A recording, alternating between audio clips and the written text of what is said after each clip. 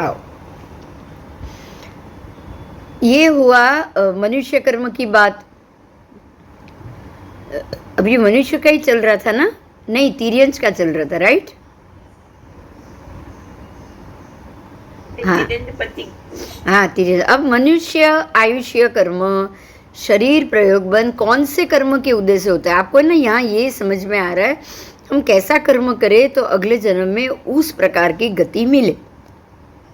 अब या तो हमको सम्यक दर्शन आने के बाद आप या तो ये सोचोगे कि या तो हमको यही भव अंतिम हो या फिर मिले तो भी अब मनुष्य ही मिले, ये सोच रहे हो कि नहीं?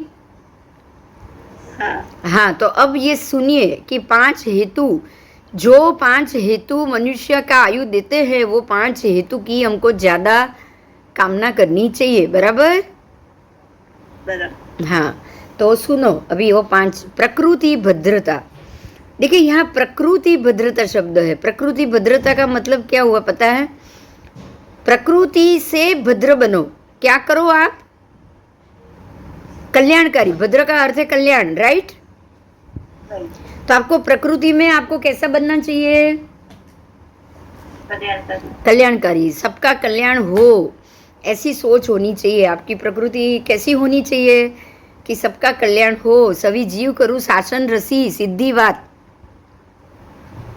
सभी जीव करूँ शासन रसी की ही जो ये जो है वो तीर्थंकर नाम कर्म सब तो नहीं बांधेंगे ना? सब जीव सभी जीव करूँ शासन ऋषि की भावना तो भाते ही है। जिनको मोक्ष जाना है, जिनको जो भगवान को समझते हैं, जो सम्यक दृष्टि है, वो सब सभी जीव करूँ शासन ऋषि की भावना करते हैं, बराबर? सबके सब तो तीर्थंकर नहीं बनेंगे ना? नहीं। हाँ, तो ये सभी जीव करूँ शासन ऋषि आपको प्रकृति भद्रता लाने में हेल्प करेगी। लाएगी कि नहीं?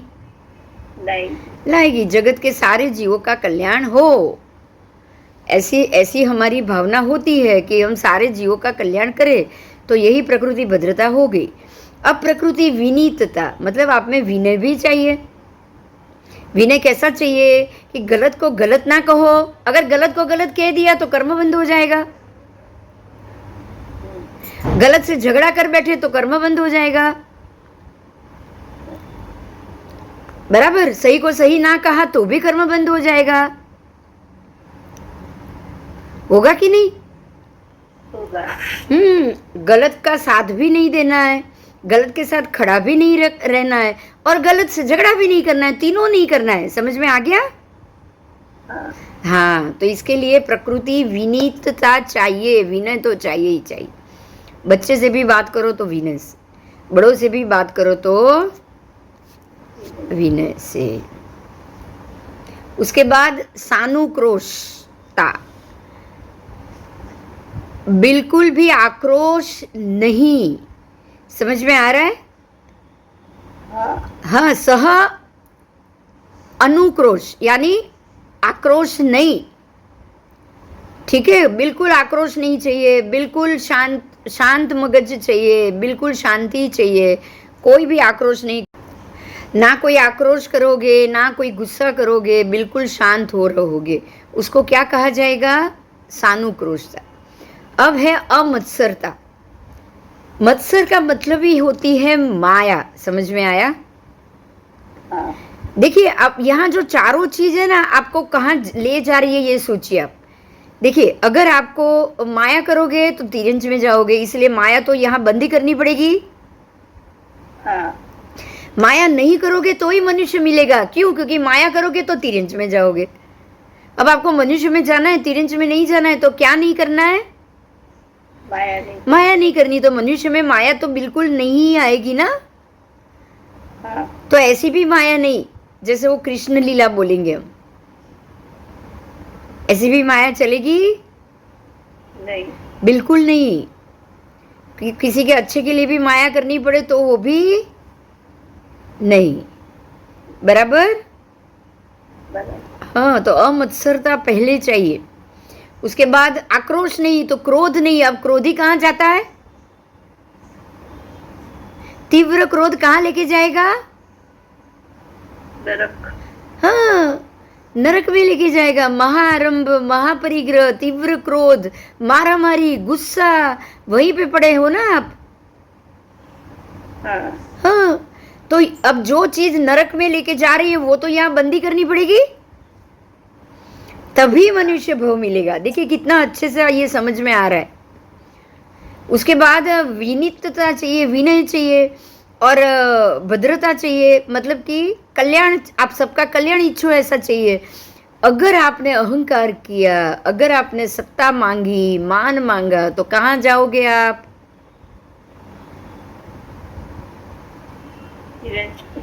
देव में। देव इंद्र, सबके हाथ में तो सत्ता है। किसके हाथ में है सब सत्ता? ये लोकपाल देव की बात आ गई थी ना, 10 दिक्पाल की। दिक्पाल देवो कैसी सत्ता लेके कैसा कहर मचा रहे हैं पूरी पृथ्वी पे, 2.5 द्वीप में, तिर्यक लोक में कहर मचा रहे कि नहीं? हाँ, तो ऐसी सत्ता चाहिए नहीं। तो वो ऐसा अहंकार किसको नहीं आएगा? जो विनयी होगा उसको नहीं आएगा। तो आपको आपका विनय कहाँ लेके जाएगा? मनुष्य में। और कहाँ से नहीं लेके जाएगा? उसका उल्टा हो तो आप देव में जाओगे, राइट? जितना ज्यादा अहंकार होगा ना, आप देव में जाओगे, ये याद रखना, क्योंकि देव गति में सत्ता है। आज मनुष्य कहीं नहीं जा सकता, ध्यान दीजिए। तिर्यंज भी कहीं नहीं जा सकता, नारकी कहीं नहीं जा सकता, लेकिन देव सब जगह जा सकते। जा सकते कि नहीं? देव नरक में भी जा सकते हैं, देव पृथ्वी पे भी आ सकते हैं, देव देवलोक में भी जा सकते हैं। कहाँ नहीं जा सकते बताओ?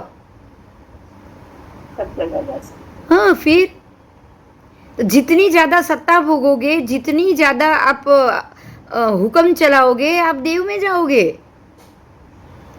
और जितने शांत बनोगे, विनयी बनोगे, विवेकी बनोगे, कल्याणकारी बनोगे, उतने आप मनुष्य में आओगे। समझ में आ रहा है? अगर आपको देवगति में नहीं जाना है तो क्या नहीं करना है?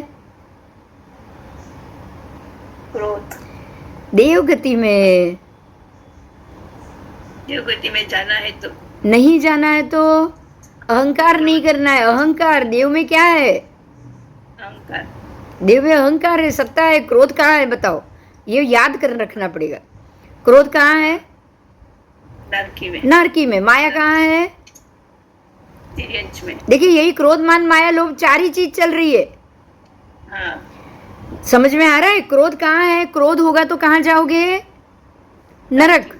फिर मान होगा तो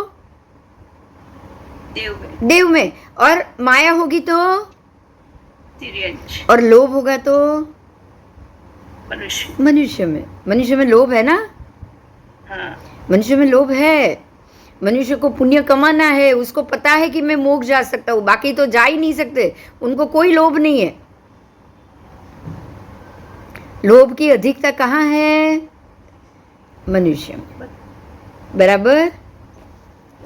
तो इस प्रकार से मनुष्य आयु बांधना, उसका शरीर पाना, वो नाम कर्म का उदय कहाँ, उदय रूप प्रयोग करना और पर्याप्त मनुष्य का शरीर बांधने का उदय, यही 5 कारणों से आता है।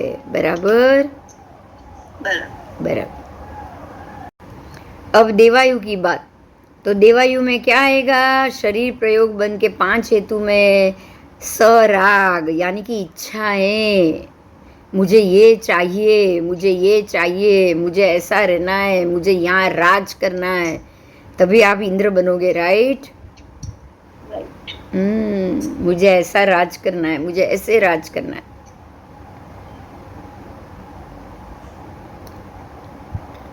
फिर संयम असंयम।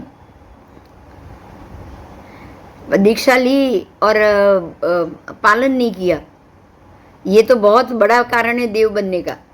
क्योंकि दीक्षा ले लिए तो ब्रह्मचर्य का पालन तो आ गया। हाँ। और राग से पालन कर रहे हो, राग साथ में है, वहां भी मान और अहंकार तो है कि नहीं? हाँ हाँ, 1 मिनट। हाँ, अभी जो बात आई, एक मिनिट, हाँ पेज कहाँ चला गया?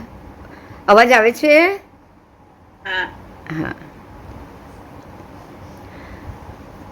देव का संयम असंयम ब्रह्मचर्य का पालन आप कर रहे हो तो अवश्य पाप कम बंध रहे हैं, जीवों का मरना कम हो रहा है। तो इसी कारण, मात्र ब्रह्मचर्य के पालन के कारण ही आप देव बनोगे, ये ध्यान रखिए। क्यों पता है? अब एक और चीज नोट करो, तिर्यंश में भी वासना की अधिकता ज्यादा है। आप देखो कि हर साल फिर वो कुत्ता हो या बिल्ली हो, सबको बच्चे होते ही रहते कि नहीं? तो वहां भी वासना की अधिकता, मनुष्य में भी वासना की अधिकता है कि नहीं? क्योंकि औदारिक शरीर है, औदारिक शरीर में हमेशा हर एक चीज की भूख ज्यादा भी रहेगी, क्योंकि संतोष भी होगा और भूख भी रहेगी, वासना मिलेगी भी और भूख भी रहेगी। लेकिन देवों में वैक्रिय शरीर होने के कारण कहीं भी वासना है नहीं। नारकी में वैक्रिय शरीर होने के कारण वहां है देवियां? सोचो खाली। तो ये भोग और वासना किनको है? औदारिक शरीर को ही है ना, वैक्री को तो है ही नहीं, बराबर? तो ब्रह्मचर्य का पालन ज्यादा हुआ तो वैक्रिय शरीर में जाओगे, जहाँ औदारिक शरीर नहीं है तो कहाँ जाओगे? नारकी में या देव में? क्योंकि संयम का पालन तो हुआ है, देव में, तो देव में जाओगे, सीधी बात है। तो वहां देवी वेवी तो कुछ मिलेगा नहीं, आप भटकते रहोगे कि नहीं, बताओ? तो ये संयम की अधिकता देवलोक में लेके जा रही है, और संयम लिया लेकिन साथ में प्रमाद भी किया, ज्ञान या सम्यक दृष्टि नहीं रखी, तो आप मनुष्य नहीं बनोगे, आप देव बनोगे, बराबर? फिर बाल तप कर्म, बाल तप किया है आपने, किया ही बाल तप, सारे के सारे बाल तप। जैसे वो विश्वभूति अणगार के भो में बाल तपी था ना, मांगा क्या? बोलो। हाँ। तप की पूर्णाहुति में मांगा क्या? शक्ति। तो ये बाल तप कहा जाएगा इसको, बिना समझदारी, बिना सम्यक दर्शन का तप बाल तप, बराबर? तो ऐसे कोई भी तप हो, या जैसे ये अन्य धर्मी ये तेजोलेशा के लिए या किसी और के लिए जो आतापना और सब लेते हैं, ये सारे बाल तप है। हमने आगे किए वो अणगारों के, वो बाल तप ही थे ना, वो बाल तप। तो ये भी आपको कहाँ लेके जाएगा? अच्छा, ये अनशन लेते हैं बहुत सारे अन्य अपने दिगंबर संप्रदाय, स्थानक संप्रदाय में अनशन लेते कि नहीं? हाँ, तो कहाँ जाएंगे बताओ? वो भी बाल तप है। क्यों? क्योंकि अनशन में, अनशन तक आप भूखे रहोगे तो आपका दिमाग रहेगा ही नहीं ठिकाने पे। अंतिम समय तक आराधना चालू रहनी चाहिए, बराबर? और 300, 250 दिन का अगर आपका उपवास हो रहा है, आपका दिमाग रहेगा शांत? नहीं, रह नहीं पाएगा। इसको बाल तपी का है, क्योंकि अनशन अधिक से अधिक 1 महीने से ज्यादा होता ही नहीं है। समझ में आया? उसके बाद अकाम निर्जरा। देखिए, सकाम नहीं, अकाम निर्जरा। तप कर रहे हो, सब कर रहे हो, सब कुछ कर रहे हो, लेकिन ध्यान कहाँ है? मोक्ष पाना नहीं है। ध्यान आपका देव गति का है, देव के विमान का है। अगर पुण्य कमाएंगे तो ये बनेंगे, फिर ये बनना है, ऐसी सोच है। तो ये जो जिनकी भी सोच होगी वो सारे आपके अकाम निर्जरा वाले तप होंगे, ठीक है? तो इससे आपको देवायुष्य ही बंधेगा, बराबर? आप और कुछ बांध ही नहीं पाओगे, और देव का ही आयु बांधोगे। तो अब आपको ये चारों आयु कैसे बंध रहा है ये मालूम पड़ गया। अब जो है वो शुभ नाम कर्म बंध प्रयोग की बात है। शुभ नाम कर्म बंध, शुभ नाम कर्म बंध कैसे होगा? शुभ नाम बंध कर्म के 5 हेतु। काया की रुजुता, ठीक है? काया की रुजुता, भाव की रुजुता, भाषा की रुजुता, अविसंवादन योग और शुभ, ये 4 ही चीज, ये 5 हेतु आ गए, अविसंवादन और योग। काया की रुजुता मतलब कि बिल्कुल आप काया की रुजुता रखो, काया के प्रति सौम्यता रखो, किसी और की काया की रुजुता रखो, किसी और की काया की व्यावच करो, किसी और के शरीर का ध्यान रखोगे तो आपका शरीर भी अच्छा मिलेगा कि नहीं? मिलेगा। इसलिए शुभ नाम कर्म आप बांधोगे। शुभ नाम, शुभ विहायो गति, शुभ नाम। अगर मैं ये जन्म में ज़्यादा से ज़्यादा पेस्ट कंट्रोल करके मच्छरों को मारूंगी तो मेरे पैर, मेरे शरीर के अवयव भी ऐसे ही घिसेंगे कि नहीं? ऐसे ही घिसेंगे। तो वो अशुभ नाम कर्म का उदय होगा। पर मैं रुजुता रखूं, सबके शरीर को संभालूं, जैसे जीव दया, ये लोग कैसे उठा उठा के साइड में जीव को रखते हैं ना। तो पुंजनी और ये सब रख के अगर आप वो जीवों की काया की रुजुता करो तो आपको भी आने वाले भव में शुभ नाम उदय मिलेगा। बराबर। भाव की रुजुता, भाव में भी किसी को मारने का नहीं हो, सबको बचाने के भाव हो। उसके बाद भाषा की रुजुता, तू मर ऐसा भी ना बोलो, तू साक ने काप ऐसा भी ना बोलो। आप समझ में आ रहा है? मारो काटो ये शब्द भी ना बोलो, तो ये भाषा में रुजुता हुई। गाली गलोच ना बोलो, किसी को बुरा ना बोलो, किसी को श्राप ना दो, तो ये भाषा की रुजुता हुए। तो ही आपको आने वाले भव में शुभ नाम, शुभ शरीर मिल सकता है। उसके बाद अविसंवाद, ज्यादा झगड़ा नहीं करना है, ज्यादा कुछ नहीं बोलना है, शांति से बात को खत्म करना है, तब भी आपको शुभ नाम कर्म शरीर का मिलेगा। अब इससे उल्टा अशुभ नाम कर्म शरीर कैसे होगा? अशुभ नाम कर्म तब होगा, वो भी वही हेतु जो उल्टा है, काया की अरुजुता।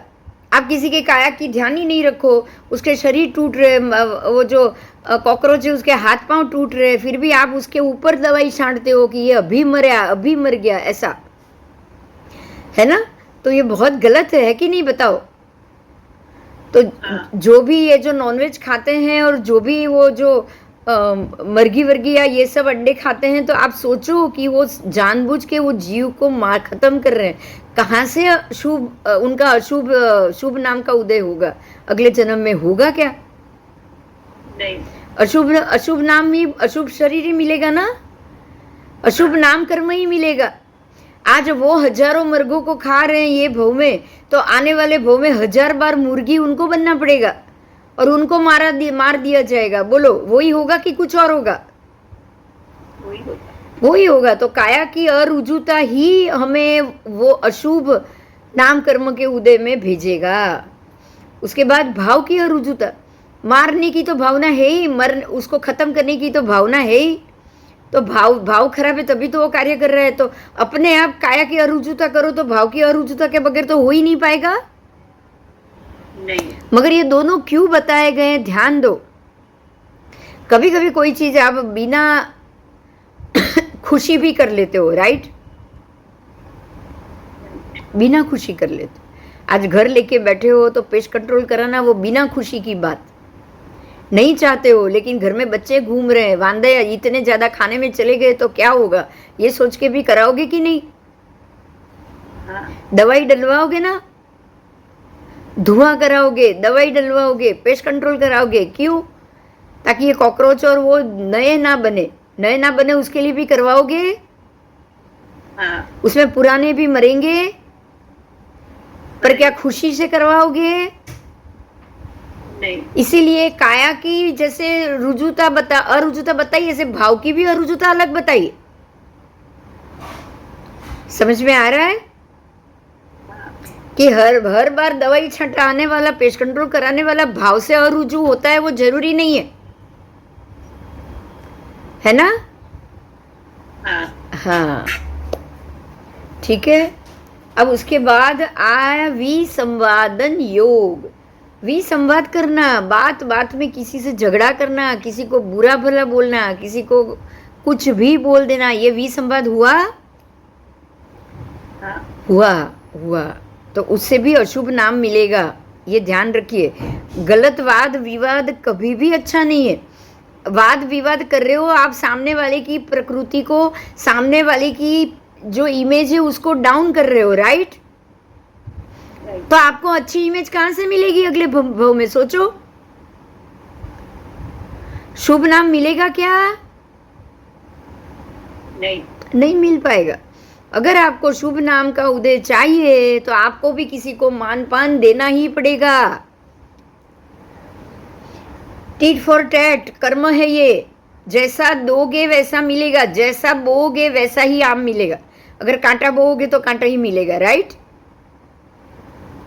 हाँ, तो शुभ नाम अशुभ नाम समझ में आ गया? आ गया? क्या करने से हमें अगला जन्म अच्छा मिले, मनुष्य का मिले, वो अगर मालूम पड़ गया, बहुत सिंपल रास्ता है, बहुत सिंपल। बराबर? हाँ, एक तो सबका ध्यान रखो, सबका प्रकृति में भद्रता रखो, प्रकृति में विनय व्ययावच रखो, है ना?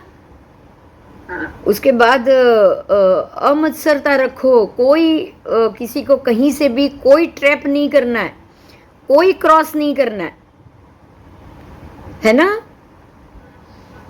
कोई आक्रोश बताने की जरूरत नहीं है, कोई विसंवाद नहीं करना है, अच्छी व्यक्ति को बुरी साबित नहीं करना है, ये भी तो पहले करना है, ये तो सबसे पहले है ना? जितना आप अच्छी व्यक्ति के पीछे पड़ जाओगे, आप उनको बुरा करने की साबित कोशिश करते रहोगे, उतने उतने आपके अशुभ नाम कर्म बनते जाएंगे। ये तो आपके लिए गलत हो रहा है, उसके लिए नहीं। बराबर? बराबर, ठीक है।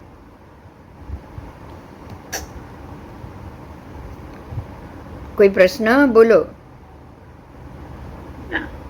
और किसी को मन वचन काया से भी उसका ध्यान रखो, अपने भाव में भी रुजुता रखो, उसके प्रति के भाव में भी रुजुता रखो।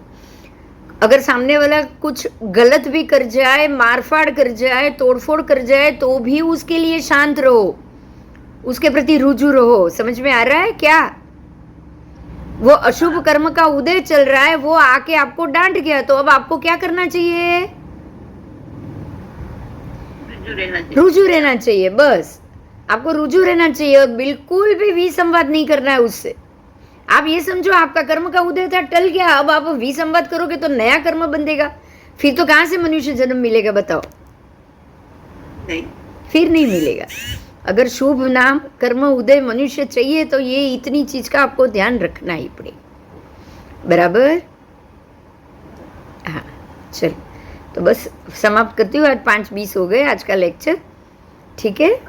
हाँ जी, कोई प्रश्न है तो पूछो। काले बस हजी आमा उच्च गोत्र नीच गोत्र, हजी तो खाली शुभ अशुभ नाम आवे। हवे अगले जन्म में शुभ गोत्र अशुभ गोत्र भी किससे आएगा? क्या करेंगे तो शुभ गोत्र आएगा, क्या कर्म करो तो अशुभ गोत्र आए, ये सारी चीज है। ये सब शरीर प्रयोग बंद है, हमको ऐसा करना है तब हमको ये मिलेगा। बराबर? बराबर। ऐसे है। तो अब क्या करेंगे तो उच्च गोत्र मिलेगा, क्या करेंगे तो अंतराय कर्म टूटेगा, है ना? तोड़ना है ना आपको। ज्ञानावरण तो टूटेगा, क्या करोगे तो वो टूटेगा। ठीक है? तो कल उच्च गोत्र नीच गोत्र से याद रखना है, पेज नंबर लिख ही देना आप 324। हाँ, तो गलत भूल ना जाए। हाँ जी, चल, जय जिनेंद्र, जय जिनेंद्र।